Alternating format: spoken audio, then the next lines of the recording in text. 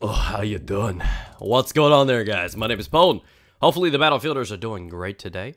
I wanted to kind of do a tips video. Not my kind of area that I usually venture into, but I feel like I haven't seen anyone else doing it, and I feel that I'm still consistently on those teams of Crayon Eaters that even though, despite the big bold letters on your screen saying prepare for boarding or so-and-so has been planted, a lot of the defenders a lot of time just do not defend. There'll be like 5 defenders and 30 attackers. What do you do against that?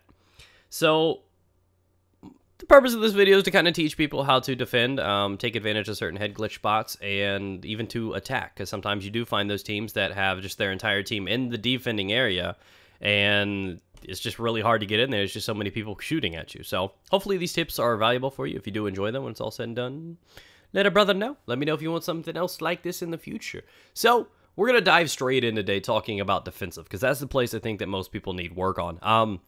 There are generally only a handful of areas that these people can breach. They can come from underneath, they can come from above, and they have the 2 doorways. Now, one way that I like to do it, as you're seeing right now on your screen, it's a very good area to do this. This is one of the best head glitch spots in the game. Most people are generally focused around protecting the middle area and shooting from the top and from that first door because, well, I don't know. But they spawn directly behind where I'm standing right now, so it's easy for them to parachute in this back door. Generally, you only need 1, maybe 2 people protecting this door, because if you do let it fall, they can easily sweep around to the right side and do a lot of work, or even get up above and get great shots down on your team.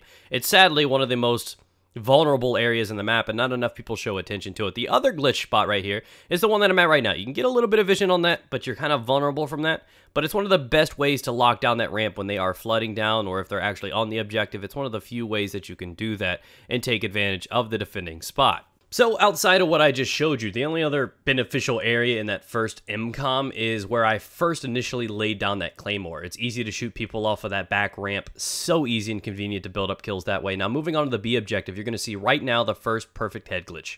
You see those pipes in front of me? There's both sets on each side of the room. Both extremely easy to head glitch from. There's like a lot of invisible walls and the piping there, so there's a lot of time shots are not going to even come close to hitting you, but you can shoot the enemy. One of the greatest ways to defend this B MCOM. On top of that, one of my more favorite ones is actually to shoot out this little blank area on the shielding area and start taking them out. It's very, very hard to notice somebody shooting from them.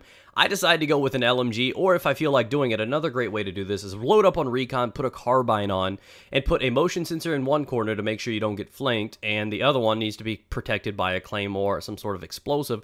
So that way you kind of have like an alarm for both staircases, because other than that, you guys can just shoot these out and do some massive damage on both ends, and peek out occasionally to check the stairwells if need be, because, well, nades do come down from there sometimes. So as you can see, both of them can be fairly difficult to defend, but that B MCOM is definitely a pain in the ass. You're going to need a lot of presence in that one room, because that is your only line of defense. As soon as people kill you out of those head glitches and they have the momentum and they're in that room, you could basically consider it a loss. Okay, so now that we've talked about the defending, which I think is the one that a lot of people needed a little bit of heads up on, let's talk about how to attack. When there are just that many people, that heavy of a presence in the A MCOM area, it gets a little hard to breach that thing. So we're going to talk about my advice. You see how I have this little beacon that I put down right underneath that ridge that stops us from parachuting in, and we basically have a free way to spawn right there and walk right down this little ramp right here. Good tactic for you guys. Just gonna stay safe from grenades that people throw up there. Keep that in your little pocketbook. Now what I like to do is I like to choose the carbine when I go in, because I do recon basically throughout the entire attacking phase of this, and I use the H21s with suppressor. And the reason I do suppressor is because I stay inside the bowels. I'm a turd in this system right now. Basically, I stick to the outskirts, I do different things, I try to stay sneaky and stealthy, kill them enough so that our people can spawn and do things. As you can see, I took that guy out of that head glitch.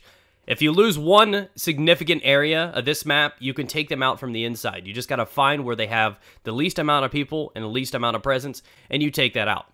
I cleared it out, I'm staying along the bowels right here, killed the people out of the back area, allowing our people to come in from the back if they want to parachute in, and then we start doing some work to the more, I guess, heavy area. This is where they spawn, this is where they come from. Truth is, the majority of your team is going to keep trying to come through that front door. Some of them are smart enough to parachute in and get in the back door, try to put some heavy presence there.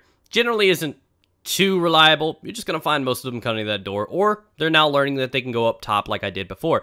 The best way to attack, let me repeat, the best way to attack is get a significant boat, one with a gun on it preferably, and come in from the bottom. You could put a beacon down in there in a little corner in a cubby hole. There are a couple of them down below.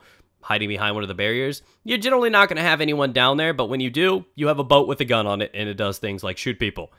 It's pretty reliable. That's one of the best ways to attack because it allows you to come up from the side. The only thing you have to worry about is where that guy is right there, because that's one of their areas that they can run from spawn. You take that down, you can do a lot of damage from that area.